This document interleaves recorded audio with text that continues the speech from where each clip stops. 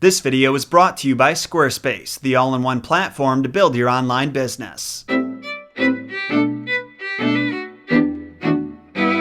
What is going on, Solo fam? My name is John Solo, and I love my dog. He's adorable, he's cuddly, he smells, mostly fine, and the best part is I get to spend a huge portion of my week hanging out with him. But here's the thing, as much as I love Gunther and as happy as he makes me, he can't really do much. I know that's not his fault. He was bred to do exactly what he's doing now, sit there and look cute. But the point is, if there's some kind of emergency, then he's pretty useless. Unless that emergency is that I need some snugs, but if that's the case, I just call over my personal demon Jerry, who's always lingering in the shadows. Fortunately though, there is a huge spectrum of dog breeds out there that are capable of some pretty incredible things, from leading the blind to sniffing out your stash faster than even your mom could. What may be the single greatest feat ever accomplished by dogs though, was the 1925 serum run, where sled dogs were used to transport antitoxin across 700 miles of deadly Alaskan landscape to save thousands of innocent lives from being lost to a diphtheria epidemic. It's an incredible story that's been cherished and celebrated by Americans for almost a century now, and right after the mission was deemed successful, the lead dog of the team that delivered the medicine, Balto, was hailed as a hero. He was featured in magazines, had a parade thrown for him, there was a statue erected in his honor in Central Park,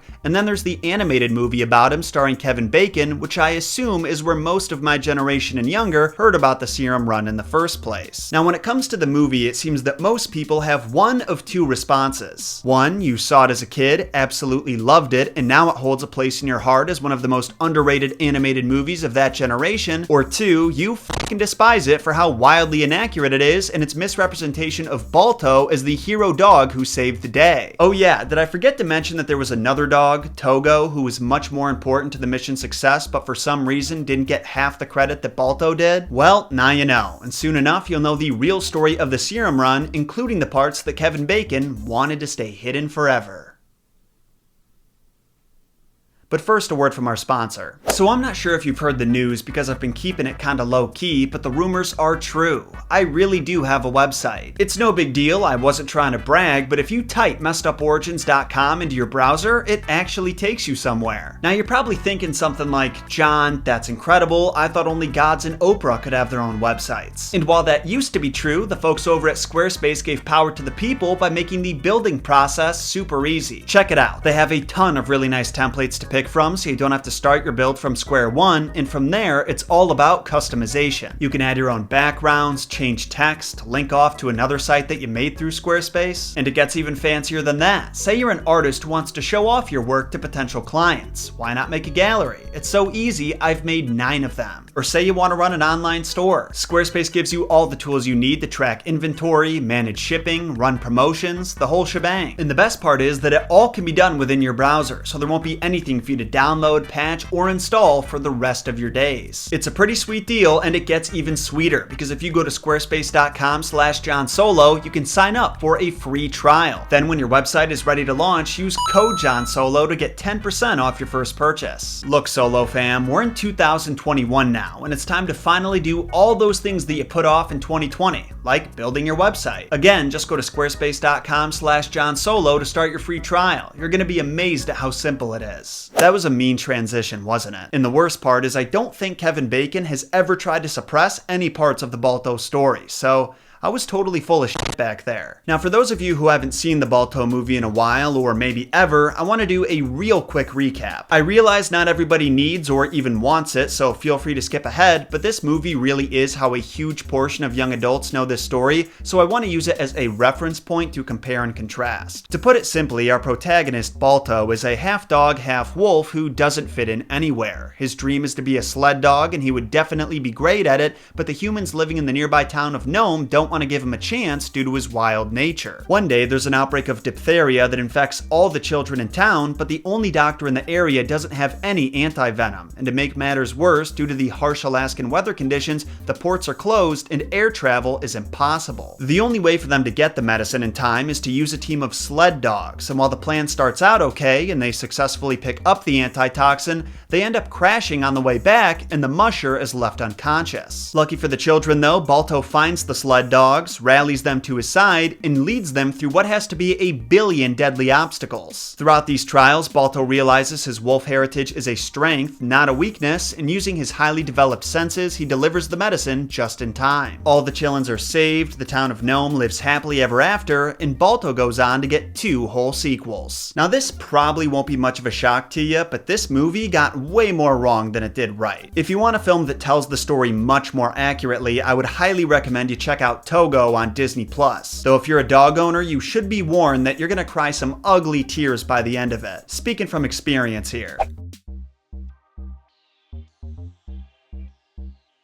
So the way this epic tale starts in real life is not with the introduction of an outcast wolf dog, but rather a doctor's appointment. Dr. Curtis Welch is the only doctor in the small town of Nome, Alaska, and is responsible for the health of 1,500 of its residents and the roughly 8,000 people living in the surrounding communities. In December of 1924, he diagnoses a patient with what he believes to be tonsillitis, but fears might be a much more dangerous disease called diphtheria. He decides to go with the more optimistic outlook because diphtheria is highly contagious and no one else in town was showing any symptoms, but he knew he had to stay on the lookout. Just a few years prior to this, in 1918, there was an influenza pandemic that wiped out half of Nome's population, so another outbreak could easily finish the job and even take out the areas around it before it's done. Well, sadly, in just over a month, the situation gets much more serious. 2 children in town die, and a concerning number of tonsillitis cases get reported. Then in January, 2 more kids die from what was undeniably diphtheria symptoms. Fever, weakness, and mucous membrane swelling up in their nose and throat that slowly made it impossible to breathe. And what makes these children's deaths especially tragic is that there was a diphtheria antitoxin that existed even back in 1925. The problem was Dr. Welch's supply expired the summer before, and while he did order more immediately after finding this out, the ports closed for winter before it could arrive. Now Welch was dealing with the exact scenario that he tried to find the remedy for months prior, and the lives of 10,000 people hung in the balance, so he had to throw a Hail Mary pass if he wanted any hope of finding a solution. He sent out a radio telegram to all of the surrounding towns, to the territorial governor in the capital of Juneau, and to the U.S. Public Health Service in Washington, D.C. that read as follows. An epidemic of diphtheria is almost inevitable here. I am in urgent need of 1 million units of diphtheria antitoxin. Mail is only form of transportation. I have made application to Commissioner of Health of the Territories for antitoxin already. And that was the single most terrifying telegram that any of those people ever received. So now we fast forward a bit to the end of January. 20 more cases have been confirmed and 50 more people are at risk, so significantly more than just the 18 children who were sick in the cartoon. And while the US Health Department did find some antitoxin on the West Coast, it all had to be shipped to Seattle and take a train ride before it would even get to Alaska several weeks later. I have good news though. The chief of surgery at Anchorage Railroad Hospital found a small stash of units in storage that would be just enough to hold the disease at bay until the bigger shipment arrived. The supply was immediately put in glass vials, wrapped in padded quilts for insulation, and then sealed into a metallic cylinder, not a wooden crate like in the movies. After this, it was handed directly to train conductor Frank Knight, who arrived in the town of Nenana, Alaska on January 27th.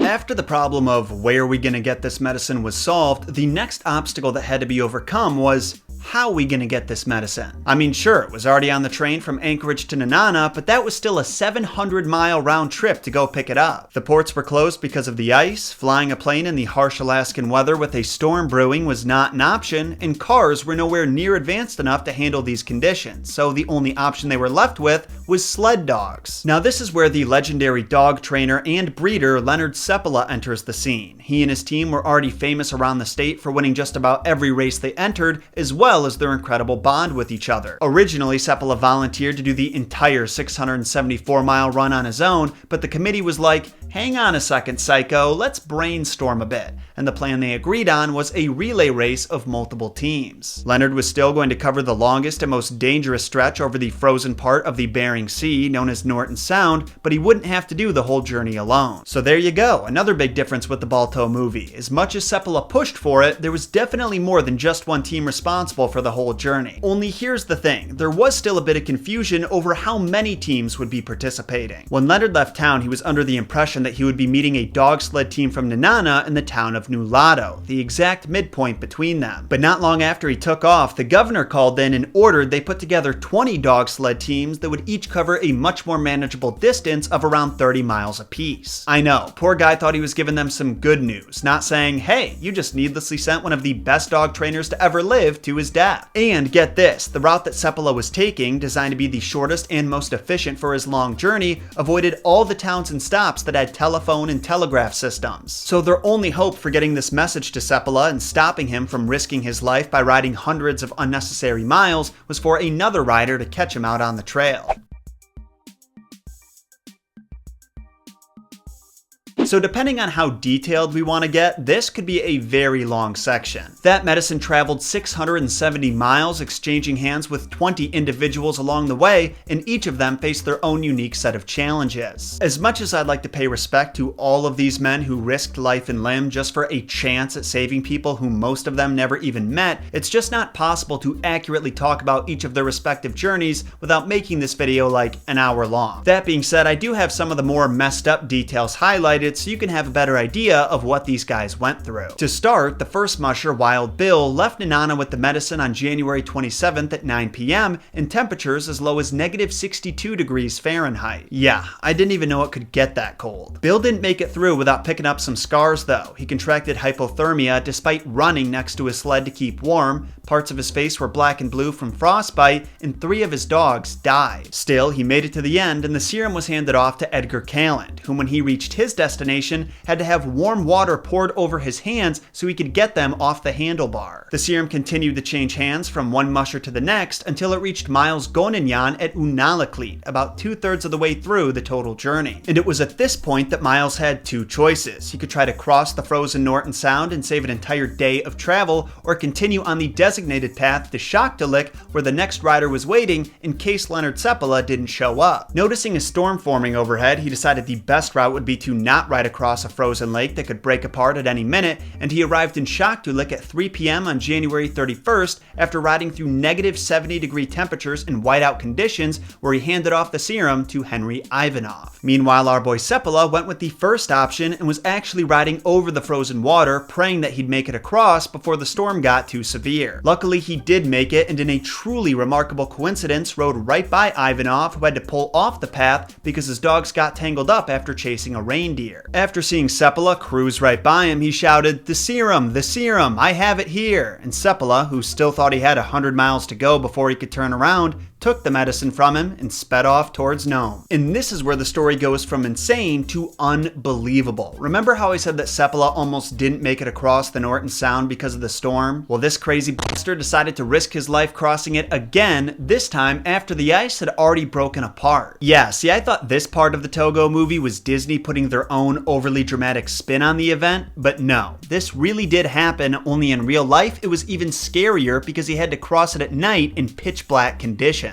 If it weren't for his lead dog Togo, who led him in a straight line through that darkness, Seppala and the entire population of Nome likely would have died. Fortunately, that is not how this story ends. Seppala made it across, had to ascend 5,000 feet up Little McKinley Mountain, then arrived in Golovin, where he gave the medicine to Charlie Olson. Charlie brought the medicine from Golovin to Bluff, acquiring severe frostbite on his hands in the process, then gave it to Gunnar Kaasen, whose team was led by Balto, the purebred Siberian Husky, not Wolf Dog. And while Balto receives a lot of flack for getting all the spotlight while not covering nearly as much ground as Togo did, his leg of the relay was still a brutal one. After waiting over 3 hours for the storm to calm down so the medicine wouldn't be damaged from the cold, Gunnar took off towards Solomon in -70-degree temperatures and whiteout conditions. Visibility was so bad that at times he couldn't even see the dogs that were closest to his sled, and he ended up passing his drop-off point without even realizing it until he was miles away. What makes that fact really sting is that this next leg of the relay that he didn't even have to do was much worse. He had to cross overflowing rivers, massive snowdrifts, and at one point the winds were so bad that they blew his sled over and he lost the cylinder full of medicine in the snow. The guy actually had to take off his gloves in -70 degrees and feel around for the container with his bare hands. Then at 3 a.m. when he finally got to his stop, Point Safety, the next driver was still asleep because Gunner, Balto, and the team made such good time. Figuring it would take too long for the last driver to suit up and prep his team, Costin chose to carry the serum for the remaining 25 miles to Nome, which he reached on February 2nd at 5:30 a.m. Miraculously, after Welch thawed out the medicine, it was still viable, and he used it to save the lives of dozens of Nome's residents.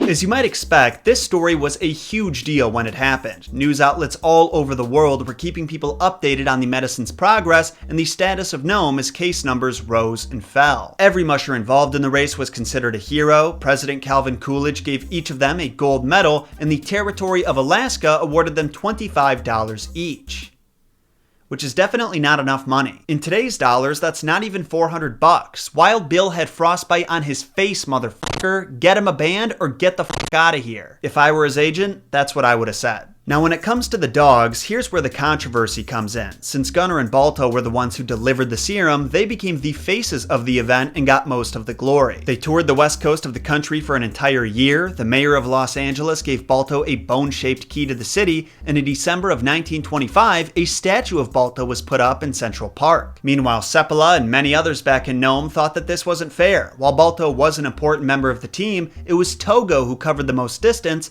260 miles, and as you saw, it wasn't an easy 260 miles. Seppala's even quoted saying, "It was almost more than I could bear when the newspaper dog Balto received a statue for his glorious achievements." But I'm actually here to play devil's advocate to that argument, just a little bit, because contrary to popular belief, Togo got plenty spotlight of his own. He and Seppala also went on tour all over the country. They were in a Lucky Strike cigarette ad, and they appeared multiple times in front of huge crowds at Madison Square Garden, which just so happened to be managed by a former resident of Nome at that time. Don't get me wrong, I definitely agree that Togo deserved more credit than Balto. I'm just saying there's a lot of folks who seem to believe that he was completely swept under the rug when that just isn't true. Also, there may be another reason why Balto got more of the attention. See, in the Togo movie, they play it like the reporter on scene was in a rush to get the word out, so he just took down the name of the lead dog, called him a hero, and that was that. But in reality, there's a little more to it. See, apparently, when Seppala was on his way back to Nome, Togo and a few other dogs managed to break from their line while chasing after some reindeer,